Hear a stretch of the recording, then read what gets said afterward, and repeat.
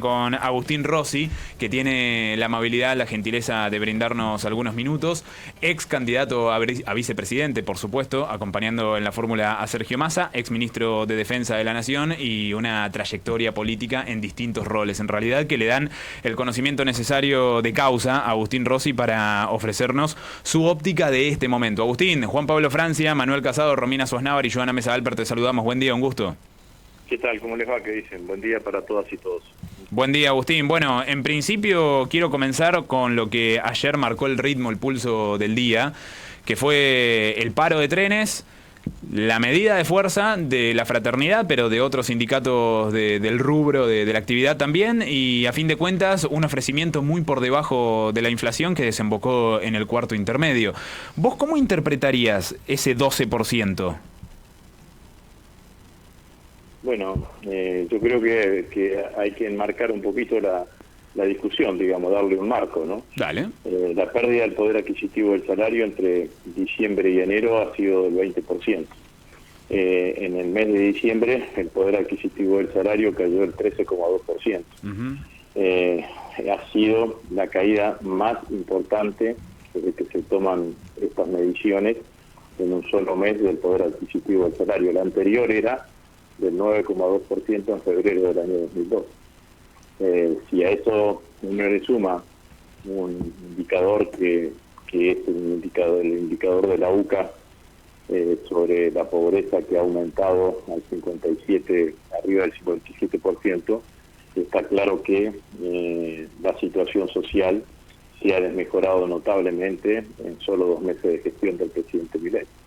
Por lo tanto, es absolutamente lógico y razonable que los sectores gremiales, los dirigentes gremiales, los distintos gremios que representan a trabajadores quieran recuperar parte o la totalidad de ese poder adquisitivo perdido, ¿no? Sin dudas. Eso me parece razonable. Los trabajadores tienen mecanismos, tienen peticiones, tienen paros parciales, tienen paros totales, tienen paros por 24 horas, por 48 horas, por distintas maneras de hacer llegar su demanda. Si el gobierno, ante una pérdida del poder adquisitivo del salario, ofrece del 20%, ofrece el 12%, y hay que ver de qué manera y por cuánto tiempo, bueno, seguramente que eso genera disconformidad, ¿no? Totalmente. Agustín Rossi es quien está conversando con nosotros, ex candidato a vicepresidente de la Nación en la fórmula con Sergio Massa, ex ministro de Defensa de la Nación y, repito, otros cargos en una carrera política extensa y con muchísimo conocimiento. La pregunta, en realidad, Agustín, apuntaba a la interpretación en cuanto a símbolo o mensaje incluso de ese 12%. ¿Sabés por qué te lo digo? Porque ayer nosotros conversamos con Fernando Barrera, dirigente de la Unión del Personal Civil de la Nación, dirigente de UPCN, y él nos decía que para el sindicato de los estatales era mejor un 12 que nada.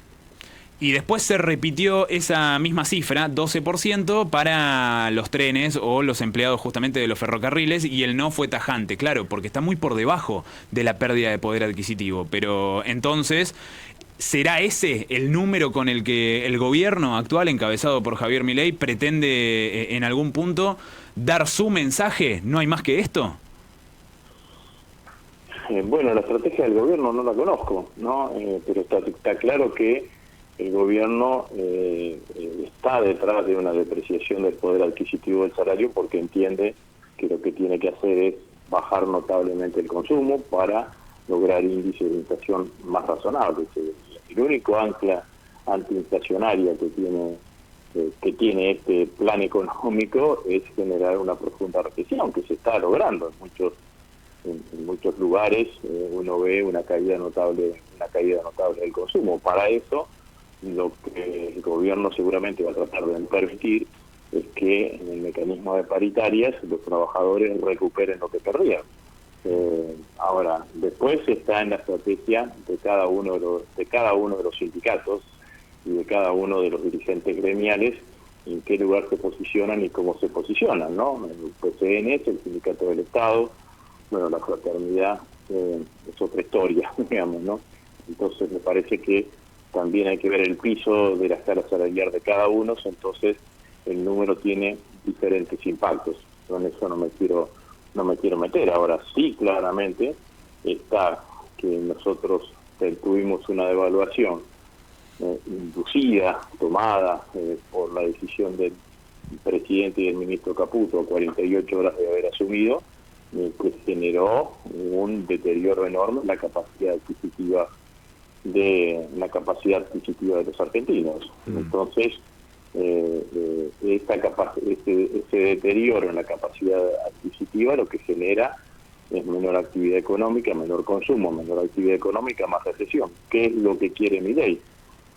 Lo que quiere Milei es que esa recesión es la que genere la baja de la inflación, o sea que lógicamente, si uno sigue esta línea de análisis, el gobierno siempre va a ofrecer, en la medida que tenga que ofrecer, porcentajes de aumentos salariales por debajo de la inflación para seguir este sendero de consolidar un proceso recesivo en Argentina. Agustín, Manuel Casado habla, buen día. La pregunta tiene que ver con la bicameral. Hoy se convoca la bicameral para el tratamiento previo del DNU que luego se va a llevar a cabo en el recinto, en el Congreso de la Nación, en ambas cámaras. ¿Qué cree que va a pasar con este DNU? Si llega al recinto van a perder la votación, no tengo dudas. Por eso la estrategia de La Libertad Avanza ha sido permanentemente dilatar el tratamiento en el recinto. Recordemos, el decreto de necesidad de urgencia tiene una ley específica que se llama justamente Ley de Tratamiento Legislativo de los Decretos de Necesidad de Urgencia. Establece lo siguiente: el DNU tiene que ser, una vez emitido, el jefe de gabinete tiene 10 días hábiles para elevarlo al Congreso, y una vez que ingresa en el Congreso, a partir de los 10 días hábiles, ambos plenos, los plenos de ambas cámaras, pueden empezarlo a tratar independientemente si se trata o si ha tratado o no en la Comisión Bicameral de Inteligencia. ¿Qué es lo que ha hecho La Libertad Avanza? Primero, postergó la conformación de la comisión. En segundo lugar, las veces que, siguiendo este criterio, el bloque de senadores de Unión por la Patria pidió el tratamiento en la sesión, la vicepresidenta, equivocadamente y rompiendo claramente el reglamento, decidió no convocar a la sesión. Así que me parece que lo que van a tratar de hacer es tratar de generar las condiciones para que ese DNU no se trate en el Pleno. Cuando si llegan a darse las condiciones de que se trate en el Pleno o demorarle el tratamiento cuando se trate en el Pleno, yo creo que el número de votos para rechazarlos, le diría casi seguro que en el Senado está. No tengo tanta precisión en diputados, ¿no? Porque el problema de La Libertad Avanza, que todos dicen, bueno, la falta de experiencia, la falta de gimnasia legislativa, todo eso está bien, la mala praxis, todo eso está bien y existe y siempre es importante. El problema es que tanto la ley, la autodenominada ley Ómnibus y el DNU son textos normativos que generaron rechazo generalizado. Entonces, cuando se generan rechazos generalizados, el que está en contra y quiere ayudar, lo que no quiere es que se trate. Y eso es lo que se está sucediendo. Pero si se llega a tratar en el Senado o en diputados, me parece que va a haber el número necesario como para rechazarlo. Agustín, y en todo este escenario, ¿cómo se reorganiza el peronismo? Más allá del rechazo, que claramente está muy marcado, todas las políticas del oficialismo, pero ¿cómo se organiza a nivel dirigencial y de propuesta, tanto política como económica? Si usted también cree que hay que renovar las autoridades del PJ, no solo nacional, sino provincial. Bueno, el presidente del PJ nacional es Alberto Fernández y ni siquiera está en el país, y el presidente del PJ bonaerense es una figura controvertida, discutida, como es Máximo Kirchner. ¿Qué piensa al respecto? Bueno, primero, ¿cómo estamos? ¿No? Yo creo que estamos razonablemente bien. Los bloques parlamentarios se han mantenido unidos. Hemos sufrido solamente en diputados la deserción de 3 diputados tucumanos, pero el bloque se mantuvo compacto, con una muy buena posición política, con una muy buena línea ideológica. Ha articulado adecuadamente con los gobernadores, salvo el gobernador tucumano, por lo mismo que decía anteriormente, y también con el movimiento obrero organizado. Creo que la totalidad del accionar, la movilización de la CGT del 24, la firmeza de nuestro bloque de diputados fue lo que terminó ayudando a que se termine cayendo la ley Ómnibus. Después, claramente que estamos en una etapa de resistencia. Después esa etapa de resistencia después deberá convivir en una etapa de resistencia y una etapa de propuestas para lo que viene o para lo que nosotros tenemos para ofrecerle y proponerle al conjunto de la sociedad argentina. Y después tenemos la situación del Partido Justicialista a nivel nacional, ¿no? ¿Qué es lo que yo creo? Ustedes deben recordar que en el año 2018, gobierno del presidente Macri, a nosotros nos intervinieron el Partido Justicialista a nivel nacional, ¿no? Por una irregularidad nunca bien fundada, pero la IGJ, la Inspección General de Personas de Asociaciones Civiles, nos intervino el Partido Justicialista. Designó de interventor a Luis Borrenuevo, no sé si la IGJ o la jueza en ese momento, Servine de Cubría. Entonces yo lo que creo con esto es que hay que ser muy prolijo institucionalmente para no dar ninguna muestra de debilidad. Entonces, si a mí me preguntan, hay que provocar la renuncia del presidente, además de que me parece de mal gusto, digamos, plantearlo en esos términos, lo que diría es, el partido se tiene que mantener tal cual como está, lo que hay que agregarle a este partido es una comisión de acción política en donde estén los principales dirigentes, en mi criterio, incluida Cristina Fernández de Kirchner, que estén los gobernadores, que estén los dirigentes de la CGT, que estén los presidentes de los bloques parlamentarios, que de alguna manera esa comisión de acción política le agregue al PJ lo que hoy no tiene, porque fue el PJ armado para la realidad política del año 2021, que no es obviamente la realidad política. No, claro. Pero con eso compensaríamos, mantendríamos una firmeza institucional, una prolijidad institucional y al mismo tiempo tendríamos una comisión de acción política con nuestros principales dirigentes. Esta es mi mirada, ¿no? Agustín Rossi está charlando telefónicamente con nosotros, exministro de Defensa de la Nación, también más cerca en el tiempo, ex candidato a vicepresidente componiendo la fórmula con Sergio Massa en las últimas elecciones presidenciales. Agustín, la última, antes de cerrar la charla y por supuesto agradeciéndote muchísimo tu amabilidad y la gentileza para regalarnos estos minutos, no quiero dejar de preguntarte por una palabra que resuena permanentemente y que particularmente en estos últimos días volvió a instalar en agenda el propio ministro de Economía, Luis Caputo. Dijo que el objetivo era y sigue siendo dolarizar.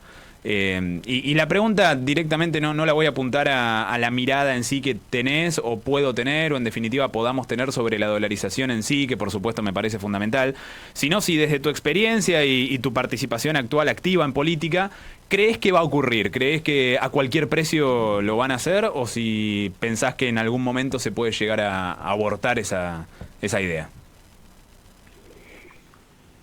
Bueno, hay que hacer todo lo posible para que no suceda, ¿no? La verdad que sería trágico para la Argentina que se lleve adelante un proceso de dolarización porque seguramente para dolarizar tendrán que generar mayor desigualdad económica y las condiciones sociales sobre las cuales la fotografía que queda al momento de la dolarización es muy difícil de modificar de aquí para adelante, para decirlo claramente. Si cualquier trabajador en la Argentina al momento de dolarizar gana $150, se va a morir ganando $150. Sí, claro. No hay más aumento de salarios, no hay más aumento de sueldos. Digo claramente, porque nosotros a veces cuesta explicarlo, y grita, bueno, perdemos soberanía, cosa que es cierta, porque la política monetaria marca soberanía. Yo les aconsejo, yo viví los 90, si alguien no vivió los 90, les aconsejo que le pregunten a sus padres, a sus tíos, a sus abuelos, que vivieron los 90. Tuvimos 11 años sin aumento de salario. Sí, es que es terrible.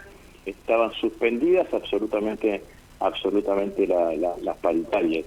El tejido PYME, que genera trabajo, generó una destrucción absoluta del tejido PYME, porque teníamos un tipo de cambio bajo, por lo tanto, lo que ingresaban eran absolutamente productos importados. Miren, les doy una pequeña historia de la ciudad de Rosario, mi ciudad, que era una de las ciudades señeras en lo que significaba la industria de la bicicleta. Sí, claro. Primero, acá en Rosario se fabricaban desde los piñones hasta los cuadros, las ruedas, los asientos de bicicleta y demás. primero empezaron a entrar las partes y después entró la bicicleta entera. Entonces yo siempre me acuerdo que había una familia que fabricaba cuadros de bicicleta, manubrios de bicicleta, y terminaron con los hijos con un remis cada uno. Terminamos con una desocupación del 18%. Los productores agropecuarios también les pido que reflexionen, porque en los 90 ya había ingresado a la Argentina el paquete de la soja como paquete tecnológico, pero en los 90 los campos en la Argentina estaban fundamentalmente hipotecados, porque no tenían el rendimiento y porque no había, a pesar de que había 0 retenciones, no había ninguna modificación del tipo de cambio. Entonces el productor agropecuario lo primero que hacía cuando se levantaba, se iba a hablar con el gerente del Banco Nación para ver si le mantenía la cuenta abierta y cuánto tenía descubierto. Hoy la situación es distinta. En lugar de hablar con el gerente del Banco Nación, para bien digo, se va a hablar con el dueño de la concesionaria para ver cuándo cambie su pick-up. Entonces, a todo esto que uno lo puede constatar empíricamente en la historia argentina y preguntarle a los mayores o a los que lo vivieron, le agrego una cosa más, que es el tema narco. Si usted, si el narcomenudeo se va a pagar en dólares, es decir, si está claro que te convertís en un país. Le va a pagar al dealer en dólares, usted se queda sin una de las herramientas que le permite desarmar las organizaciones narcos, que es ver la ruta del dinero. Sin duda. Porque usted, hoy, ¿qué es lo que sucede? Recaudan en pesos y en algún momento tienen que cambiar a dólares. Entonces ahí aparecen financieras, casas de cambio, bueno, qué sé yo, que uno acá en Rosario se han desmantelado alguna de ellas. Entonces, lo que va a ser un país como la Argentina, dolarizado, la meca de las organizaciones de los carteles narcos de América Latina. Esto que yo lo digo, y ustedes dirán, bueno, porque es opositor, lo dijo Noboa, presidente de derecha de Ecuador. La dolarización aumentó el desarrollo de los carteles narcos muchísimo. de Ecuador, que mataron, en otras cosas, a un candidato a presidente en las últimas elecciones. Así que deseo que tengamos la fortaleza como para evitar una decisión de estas características. Me quedo con eso último, Agustín, con que ustedes, por lo menos, o en todo caso desde el Congreso, se hará lo posible para que finalmente eso no ocurra. Agustín, te agradezco muchísimo la comunicación y te mandamos un abrazo grande. Bueno, que sigan muy bien, adiós. Agustín Rossi, ex ministro de Defensa de la Nación, ex candidato también a vicepresidente de la Nación en la fórmula con Sergio Massa, sobre distintos tópicos, todos por igual importantes y todos de la misma forma parte de esta coyuntura. Tanda y hasta la 1 de la tarde.